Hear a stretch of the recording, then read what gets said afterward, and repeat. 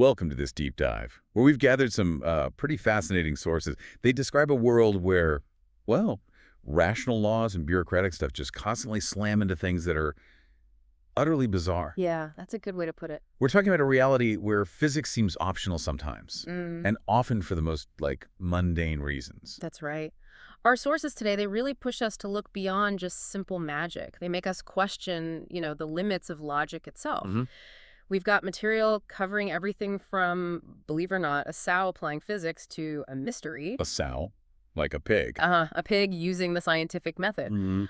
all the way to corporate espionage that doesn't just cross departments, it crosses dimensions. Wow. Okay. So our mission here is to try and connect these really different threads, Yeah. the farm, the solicitor's office, this multidimensional fraud, and figure out the actual rules, which turn out to be terrifyingly, well, petty. Okay, let's unpack this. And I think we have to start, strangely enough, on that farm with the sow. We do. It starts with this recurring event, this sow. She watches these men. They lure her piglets into a box on wheels, just a normal farm trailer. Yeah. They use kind words, promise food. She sees the piglets go in, then she goes for her nap, as usual. Right? But when she comes back, the trailer's still there. It's clearly secured, latched, everything looks normal. But it's empty. The piglets are gone. And this isn't just like a sad farmer story. The key here is how the sow reacts, right? Exactly. She doesn't just accept it. She applies science, real empirical science. She's thinking about conservation of matter, thermodynamics, gravity, even relativity, apparently. Seriously, she's running physics calculations in her head. Well, sort of. She's using observation and logic. Uh-huh. She determines it's physically impossible for the piglets to have gone in and then just not be there anymore. The trailer hasn't moved, according to her. Okay, so she's building a logical case. A very logical case. She thinks, okay, maybe foul play. But no, the men looked after the piglets for 8 months. Why go through all that just to harm them now? Makes no sense. Right, waste of effort. Then she thinks, maybe a trapdoor. But she saw the trailer move slightly when they positioned it, so no hidden hole underneath. She's eliminating possibilities. Yeah. Very methodical. Extremely. She even tests reality with her own considerable weight, her 400 weight mass times velocity squared, as the source puts it. But there's a flaw in her logic, isn't there? Something she assumes. A huge one. Her entire logical structure depends on one fact. The trailer cannot leave the yard. Why is she so sure? Because she tried to open the big main gate herself, rammed it, couldn't budge it. Therefore, in her mind, it's impassable, so the trailer must still be inside the yard. Stationary. Ah, so her own physical limitations define the limits of reality for her. Precisely. And because science and her own strength have failed to explain the empty trailer, she turns to faith. Faith. She concludes the piglets must have been taken by a supremely powerful and benevolent entity to a higher plane of being in a moment of supreme rapture. Wow. That's quite a leap from thermodynamics. Yeah. It is. And driven by this new conviction, she decides to follow them. She headbutts the ramp down, goes inside the trailer. At first, it's just a trailer, wooden floor, smells like disinfectant. But then this dazzling blue light appears. The back wall just dissolves. Yeah. And she sees a golden archway leading to green pastures, so she walks through it and vanishes from, quote, this dimension. So the trailer was the exit.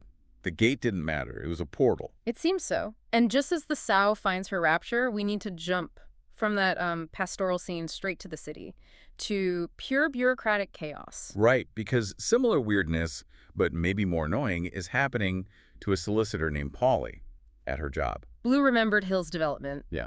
BRHD. Yeah. Polly's dealing with stuff that mirrors the piglet mystery in its illogical nature, but it's driving her nuts in a very urban way. Like the coffee. Oh, the coffee. She makes a cup, leaves her desk for a second, comes back, it's gone. Every time. That would drive anyone crazy. And then there's her work. Complex legal documents like this drainage easement for 14 Amazing Road.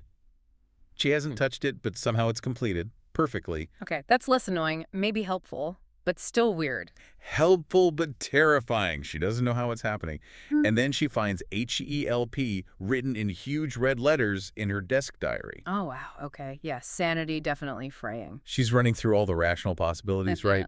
Amnesia. Did she drink the coffee and forget? Early onset, something awful. Because the alternative that reality itself is glitching is just too much. Understandable. And then it gets worse. She takes her dress to Speedy Clean dry cleaners, comes back later to pick it up. Let me guess. The entire shop is gone. Vanished. Poof. Gone. The whole building. A whole shop, just an empty space where it was. Okay, this is where her brother gets involved, right? Don. Yep. Don, Polly's brother. He's a jingle writer, struggling a bit. He starts looking into the vanishing dry cleaner for her, and while doing that, he finds something odd in his coat pocket. The pencil sharpener. The solid brass pencil sharpener. And Don, you have to understand, Don is Mr. Rational. He lives by instruction manuals, logic, skepticism. Okay. And he figures out, somehow, this little brass thing lets him do magic. Magic. Just like that. Just like that. It helps him finish this amazing 7-note jingle he was stuck on. But then he also accidentally makes his neighbor disappear. Accidentally. Just wishes him away in a moment of frustration. Oof. Neighbor, gone. Kevin Briggs, vanished. Oh, no. And this is where Don's reaction is so interesting. He's not thrilled. He's not curious. He is absolutely furious. Furious that magic is real. Yes, he finds it insulting. He says it's like his whole life, his lifetime of rational skepticism is just gurgling down the toilet. I can almost sympathize. Imagine finding out the rules you believed in just don't apply. And for such silly reasons. Exactly. It's an intellectual crisis for him. He sees this sharpener, this magical object, as just a badly designed, dangerous gadget. But he can't get rid of it. Why not? Because he needs it. He has to try and use the stupid magic thing to get Kevin back. He's trapped by the very thing he despises. Okay, so we have vanishing piglets, vanishing coffee, vanishing dry cleaners, vanishing neighbors, and it all seems linked to this brass thing. Yeah. But why is it happening? And this is where it gets, well, corporate. It turns out this wasn't random. The source of all this chaos is Polly's boss, Mr. Huos. Yeah. Yep. And the source is very clear. Mr. Huos is not human. Wait, not human? That's what it says. And the pencil sharpener. It's actually his. It's a brass ring, a powerful artifact he lost. An artifact capable of doing very strange things. Okay. A non-human boss with a lost magic ring. What was he doing with it? Grand evil plans. Not exactly grand. More efficient. Mr. Huos, it turns out, is what the sources call a grade 9 or higher thaumaturge. Basically, a very powerful magic user, an expert sorcerer. A grade 9 thaumaturge. And he works in property development. And uses his incredible power for, wait for it, real estate fraud and saving money on wages. You're kidding? He's bending reality to cheat on payroll. Pretty much. Huos confesses the ring sort of compelled him, but he used it to build and sell houses over and over again on the same piece of land in Norton St. Edgar. Selling the same land multiple times. How? By creating layers of reality, he'd sell a housing estate like Satisfactory Crescent, then poof, it vanishes, back to green fields, and he sells it again. Maybe 20 times over. Superimposed reality. That's audacious. Yeah. And explains maybe why things might glitch. But the wages. Ah, the interdimensional wage hack. This is maybe the peak of the absurdity. Go on. Huos used the ring's power to literally fold space-time so that alternative realities somehow intersect. Okay, why? So he could have multiple versions of his staff, like Polly and another woman, a Mrs. Briggs, all working at the exact same desk at the exact same time, but in different dimensions. Multiple Pollys doing different tasks simultaneously. Yes. One Polly doing conveyancing, another Polly doing something else, all logged in, all working, but he only paid one salary for that desk. Wow. That's job sharing, taken to its logical conclusion, as the source puts it. It's magic being used to minimize employer national insurance contributions. Forget conquering worlds, save on payroll tax. And this multi-layering, this dimensional folding, is what's causing the side effects, the coffee, the completed work. Exactly. The layers are unstable. Things leak through. Coffee vanishes into another dimensions bin. Work done by Polly #2 appears on Polly #1's desk. General ontological confusion ensues. All right. So Huos loses the ring. Chaos increases. Does he try to get it back? Oh, yeah. He hires an expert, Gogerty, a freelance commercial thaumaturgical consultant. Oh, what now? Basically, a magic investigator for hire. Gogerty comes in to find the missing ring, the sharpener. And is he using a magnifying glass and fingerprint powder? Not quite. His methods are a blend. He uses something called Van Spee space for data storage. Van Spee space. Apparently, it's a dimension where time is so warped it acts like infinite storage. He also uses a fast-forward clock to skip 6 hours of waiting for some process to run. High tech meets high magic. Okay, so what does Gogerty figure out? He confirms the dry cleaner shop didn't just vanish, it became untethered. It started moving uncontrollably through space and time because the sharpener was taken out of its Container, briefly? The container. We'll get back to that. Meanwhile, Gogerty also figures out where Don and his vanished neighbor Kevin ended up. Where? Another dimension. Sort of. They landed in a game set up around some ruined abbey. A game, like a quiz show. Almost. A great voice asks this impossible question.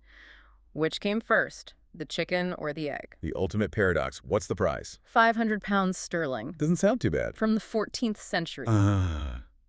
Right. It's an old game. Very old. And Gogerty uncovers the real purpose. This game, this paradox competition, was set up centuries ago. And the brass ring, the sharpener, it was part of a plan to cheat. Cheat? How do you cheat the chicken egg paradox? The plan was to use the ring's power to transmute a human being into a chicken. Specifically, a chicken that had never hatched from an egg. A transmuted human chicken that never came from an egg. Exactly. Present that chicken, you win the paradox. You have living proof of a chicken that definitely came first. Elaborately devious. Where were they keeping these test subjects, the transmuted people? They were putting them somewhere safe, somewhere contained. Gogerty works it out. The hub, the transdimensional nexus point for all this. It's the horse box, the trailer back on the farm. The trailer where the sow vanished. That's the hub. That's the hub. And Gogerty realizes the ring entering the horse box, maybe Don put it there briefly, acted as a built-in timing device that triggered the whole experiment, or maybe just reactivated parts of it. So the container Gogerty mentioned was the horse box. Or something inside the horse box. The sources mention a fridge later. Maybe the ring was kept in a fridge inside the horse box for stability. But the key point is the horse box is the dimensional anchor. And the sow, the pig who walked through the archway. Very likely wasn't just a pig. Probably one of the earlier transmuted humans, stuck in sow form, who finally found her way back to the dimensional door. Wow. Okay, so how does this all get resolved? We have Don and Kevin stuck in a 14th century game show, Polly losing her mind, transmuted people. It resolves because Polly figures it out, or pieces enough together. She realizes the horse box is the key, the anchor point, the source of the distortion. Yeah. She voluntarily walks into it, knowing it's the portal, the gateway. She understands it should function as a reset. She just walks in, like the sow. Yeah, and it works. Stepping into the hub seems to reverse the main displacement effect across the linked realities. So everyone comes back. Pretty much. Kevin Briggs returns human again. The other transmuted people held as chickens are restored and sent back. And crucially, the sow who walked into the light, the transmuted person, she returns to her human form. And the original animal sow. She reappears in the farmyard, confused, but okay. The timeline or dimension resets. What about Don? Did he win the game? Technically, yes. He didn't answer the paradox. He used logic to basically break the game machine. But when told the prize is 500 quid from the 1300s... He wasn't interested. Not remotely. Refused to collect. He just wanted to forget magic ever existed. Erase the whole experience. Can't blame him. So, Gogerty's final conclusion. What went wrong? He sums it up nicely. The root cause was a high-level thaumaturge Huos messing with powerful technology, the brass ring that he didn't fully understand or couldn't properly control. Playing with fire. Exactly. And the chaos got out of hand when the core component, the ring, got separated from its stabilizing container, whatever that was, precisely inside the horsebox trailer.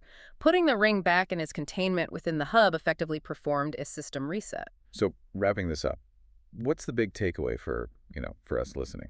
I think it's the truly scary potential of using what is essentially just better technology, as Don called magic, for incredibly petty, mundane corporate reasons. Like saving on the wage bill. Right. It shows this razor-thin line between our normal, everyday, rational world and, well, multi-dimensional chaos driven by middle management anxieties. And thinking about Don's experience, remember how his magic couldn't just create money? It had to take it from his bank account. Yeah, that's a key point. It didn't create ex nihilo. It manipulated existing resources. So if magic is just advanced tech, and it can only manipulate what's already there, what was the real cost of all Huos' schemes? All those vanished houses reappearing, the coffee cups, the magically done paperwork, the energy to fold space-time and run 20 parallel offices. Where did that energy, that matter, come from? What existing part of reality was consumed or converted to fuel that dimensional job-sharing scam and the repeated building of Satisfactory Crescent? That might be the truly unsettling question. The hidden environmental or existential cost of a grade 9 thaumaturge trying to fiddle his accounts. Definitely something to think about next time you misplace your keys or your coffee cup.